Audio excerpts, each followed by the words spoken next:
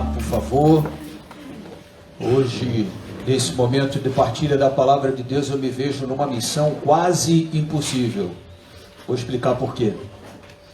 Lá no seminário, onde a gente estuda e se prepara para ser padre, a gente tem no curso de teologia, na faculdade, uma matériazinha de 4 créditos, com aulas 2 vezes por semana, 1h40 cada aula, chamada Deus Uno. A gente só estuda a unidade de Deus. Por que ele é uno? Aí a gente vai entender lá na raiz da fé dos judeus. Os judeus são monoteístas, sem concessões. Deus é um, Deus é único. A idolatria é o mais grave dos pecados que o homem pode cometer. Então a gente vai lá beber nas fontes da fé judaica, conhecer como se chegou até aí.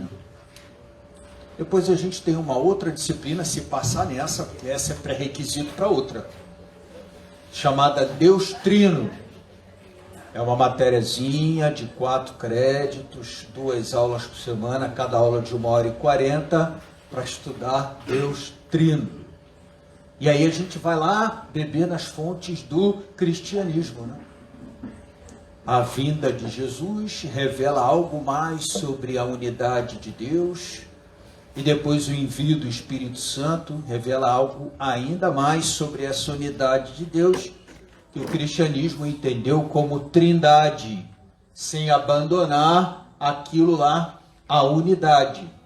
Herdou dos judeus essa compreensão de que Deus é uno e único, e acrescentou, sem ferir essa noção de que Deus é uno e único, a ideia de comunhão de pessoas, o Pai, o Filho e o Espírito Santo.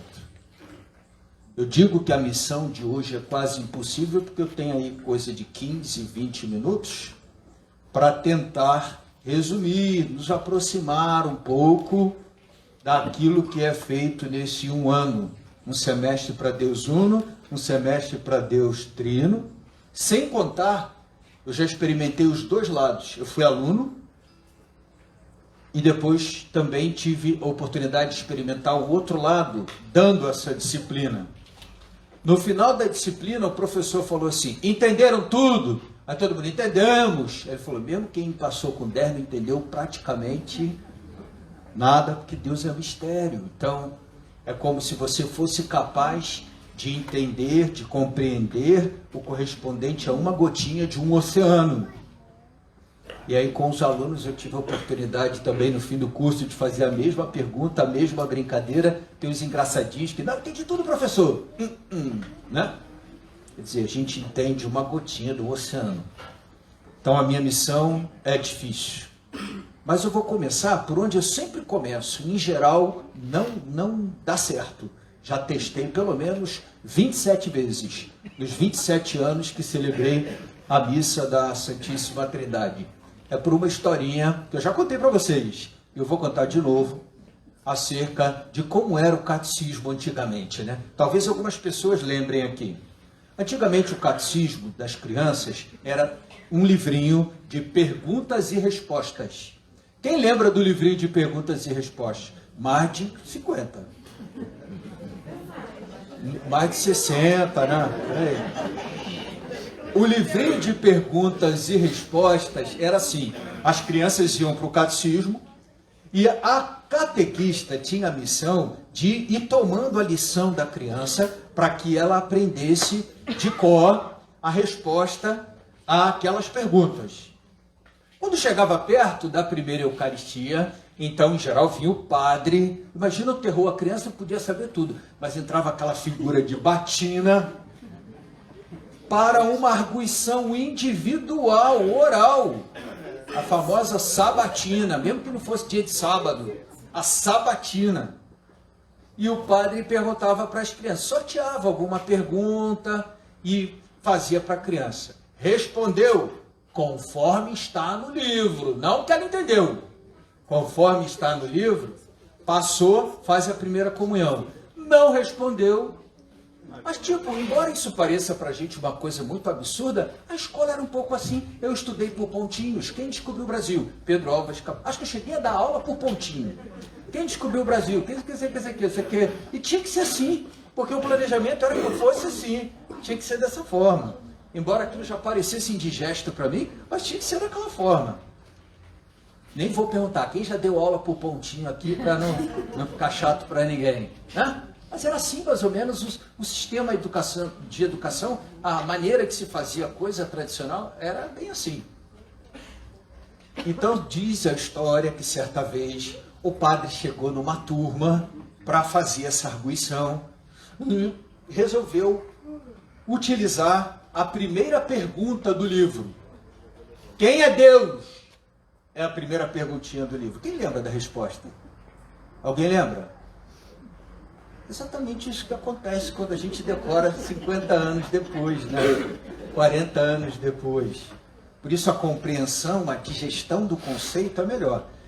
Embora entre a digestão, a não digestão e o conceito decorado é melhor do que nada. Então vamos lá. No momento, um garotinho ficou de pé, cabelinho dividido do lado, bem, tá? Sem sobra de fio, roupinha abotoada até em cima, todo... Deus é o Espírito perfeitíssimo, Criador do céu e da terra. É o que está lá no livro. É o que está lá. Aí o padre disse para ele, 10. O moleque ficou todo, né? Cheio, todo pimpão. Depois ele devolveu mais alguém. Aí levantou uma menina de trancinha, ela saia de prega assim que, né? Deus é amor. O padre disse 0. A menininha levantou, sentou chorando, tadinha, né? E aí, eu sempre faço essa pergunta, né? Vocês, do lugar do padre, atribuiriam qual conceito para quem? Quem daria nota 10 para o menino, levanta o braço.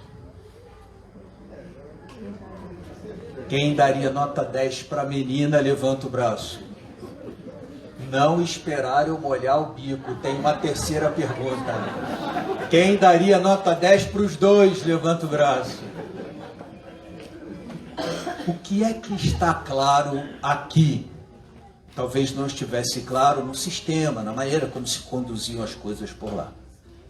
É que por caminhos distintos, os dois chegaram ao mesmo Deus, o Deus dos cristãos, que é o Espírito perfeitíssimo, Criador do céu e da terra. Essa resposta, ela enfatiza, ela salienta a transcendência. Já ouviram falar essa palavrinha?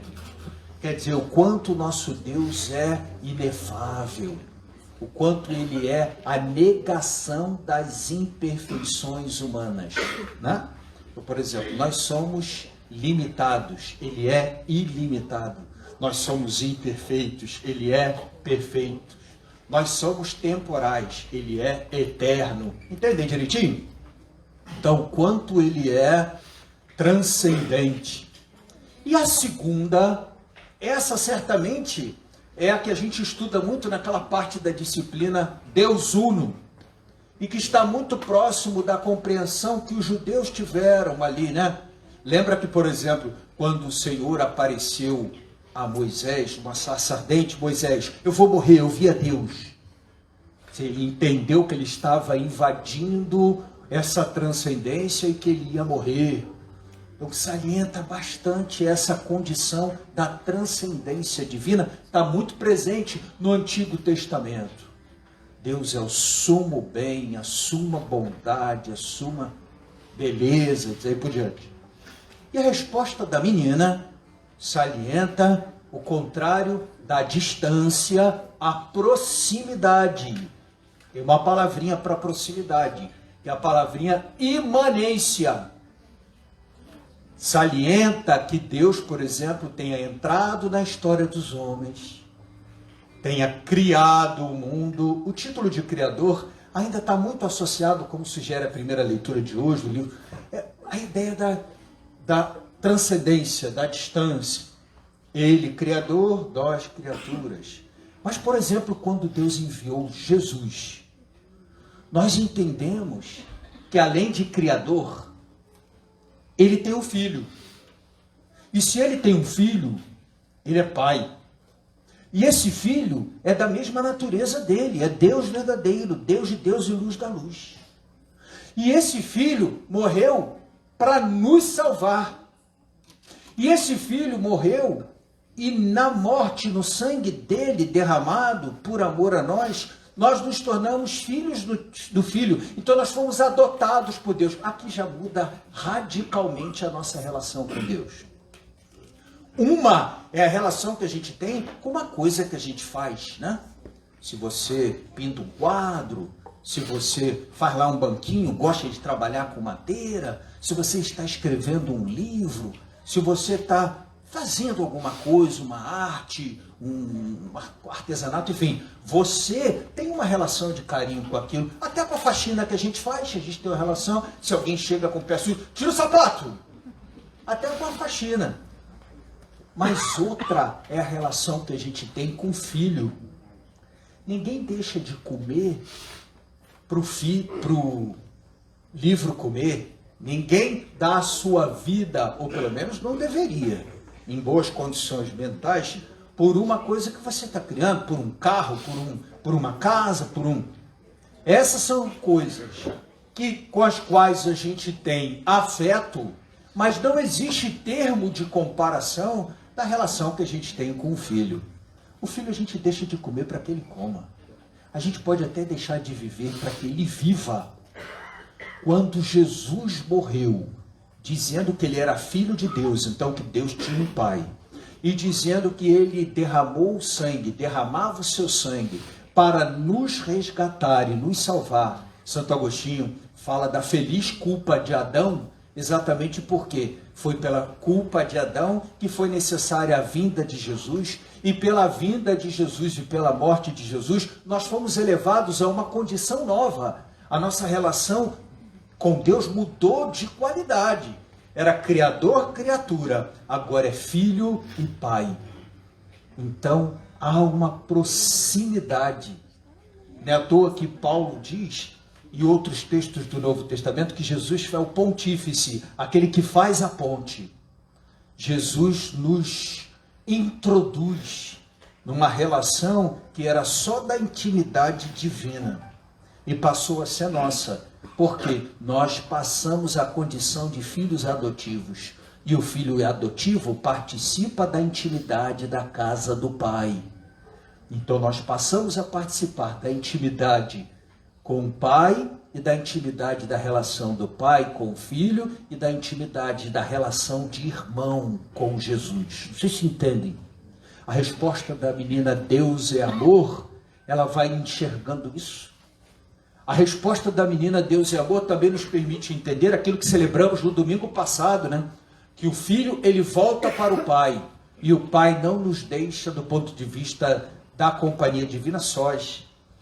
Nos permite entender, portanto, que existe ainda uma outra pessoa divina, que é o amor do Pai pelo Filho transbordado sobre nós.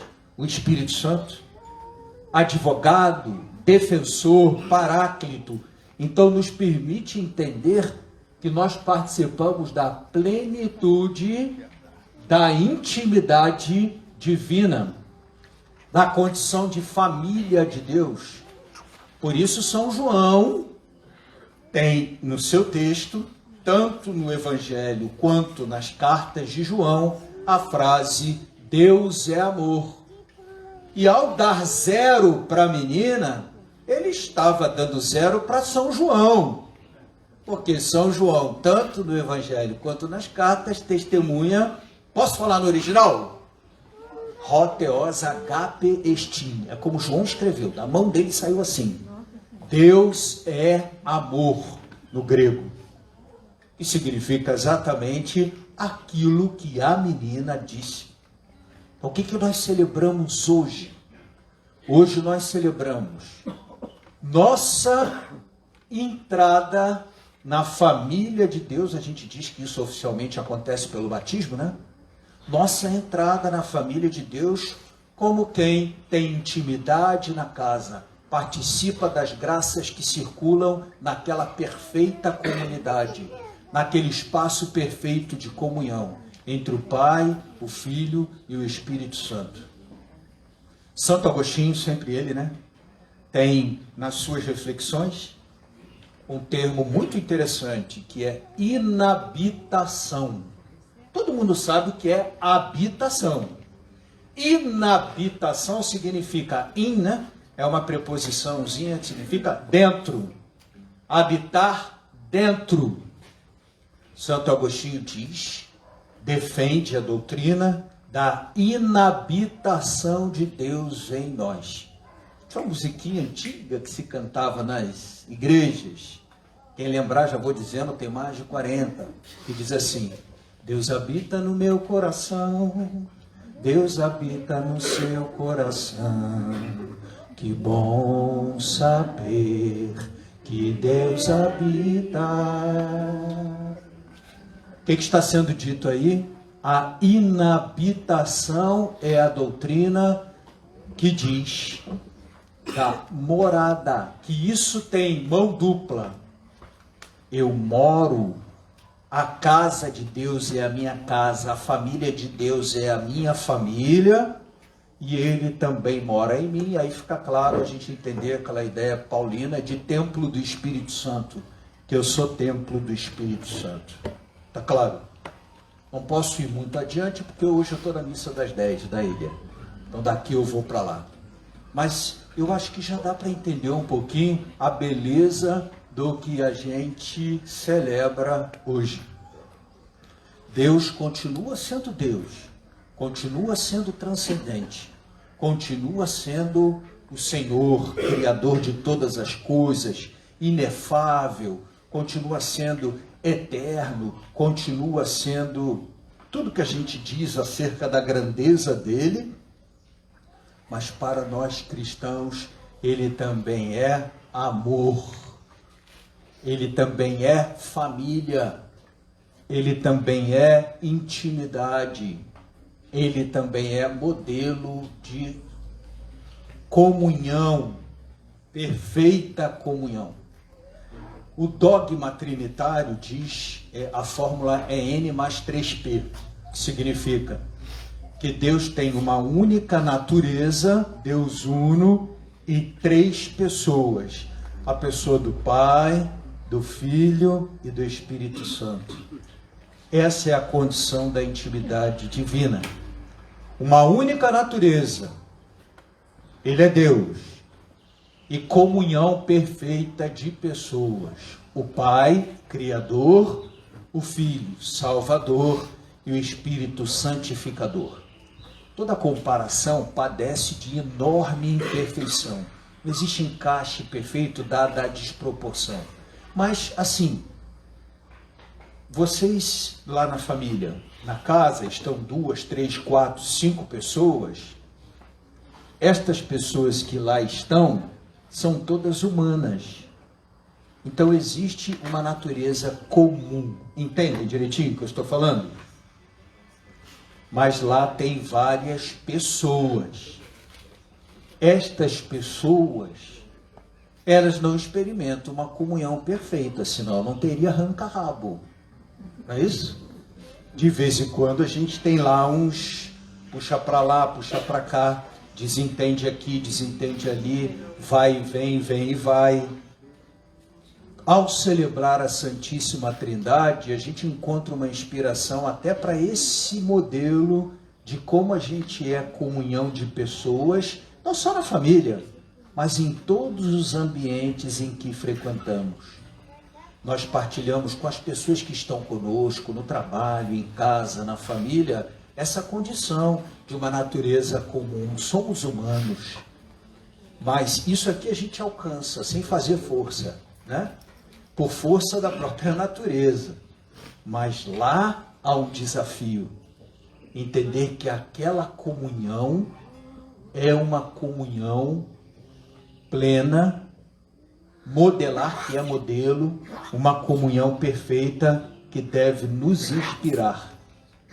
Olha que interessante, quando o pai cria, ele é o pai, o criador, mas ele cria pelo Filho no Espírito. Quando o Filho salva, ele é o Salvador, mas o Pai envia o Espírito, o Filho que nos salva no Espírito. E quando o Espírito Santo nos santifica, diz o nosso credo, procede do Pai e do Filho. Então o Espírito enviado pelo Pai no Filho nos santifica.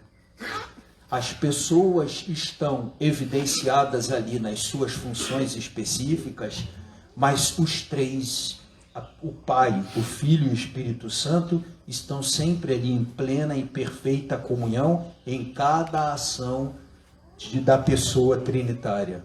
Entenderam? Entenderam nada? Eu não entendo. Peguei vocês.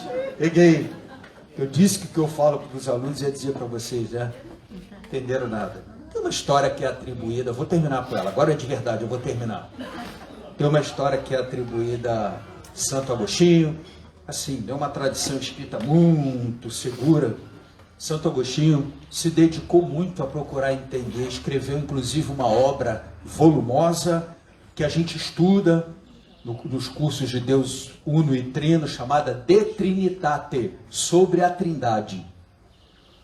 E aí Santo Agostinho dedicou muito tempo, né? Ele era filósofo, depois mergulhou na teologia, muito tempo a estudar a Santíssima Trindade. E disse que uma vez Santo Agostinho estava na praia, vocês devem conhecer a história, né? E tinha um garotinho na praia, fez um buraquinho na areia, e com uma vasilhazinha ia lá, pegava um pouquinho da água e colocava no buraquinho. Todo mundo conhece a história, não conhece? E aí Santo Agostinho achou tão idiota aquela iniciativa, né? Porque não entendeu exatamente o que estava acontecendo e perguntou ao garoto o que ele estava fazendo. Aí ele falou para Agostinho assim, tá vendo esse mar aí, ó? Eu vou colocar essa água toda dentro desse buraquinho. E aí Santo Agostinho disse, meu filho, mesmo que você passe sua vida inteira tentando isso, não vai ser possível. Sem contar que a areia do mar é muito permeável, então facilmente a água retorna. Aí o garotinho virou para ele e disse, pois bem, é mais fácil eu colocar essa água inteira neste buraco do que você descobrir o mistério da Santíssima Trindade. Eu acho que a imagem é muito boa, porque ele entende que aquele buraco é a cabeça e a capacidade de Santo Agostinho de apreender. E o mar é o objeto que ele queria apreender. Deus, né? Não dá. Não dá. Eu lembro quando eu era pequeno, em dia de lua cheia, às vezes, meu pai fez isso umas 2 vezes comigo, até que eu fui para a 4ª série e aprendi que não era bem assim a coisa. A lua estava cheia. Aí, lembra aquelas bacias de alumínio que dava banho em criança? Quem lembra? Mais de 40. Mais de 40. Depois veio a de plástico. Aquelas bacias de alumínio. Meu pai dizia assim, porque a lua estava cheia, né? E disse, caramba, pai, a lua está muito perto da gente, está cheia. Bota a bacia, que se ela cair, ela cai na bacia. Bota a bacia. No outro dia você brinca, chuta, tal. Bota a bacia para parar. Depois eu fui para a 4ª série, estudei o sistema solar, não sei o que. Eu falei, pai, o senhor me enganou até esse momento. Fui enganado, não é bem assim. Mas é alguma coisa do tipo, né? A gente querer com a baciazinha compreender, aprender, fazer caber, vamos dizer assim, né? O que não cabe. Então a gente compreende, aprende, entende o que cabe.